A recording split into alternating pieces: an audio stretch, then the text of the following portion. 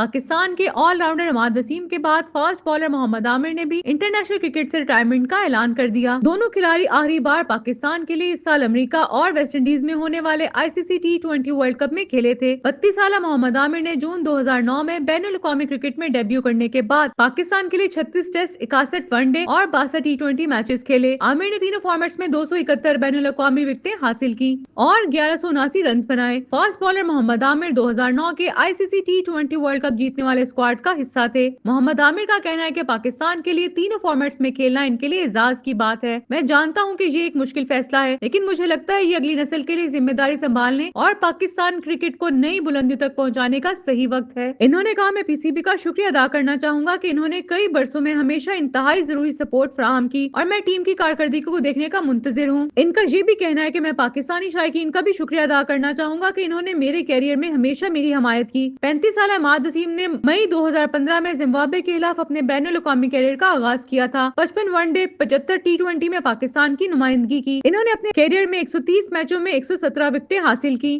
اور 1540 رنز بنائے۔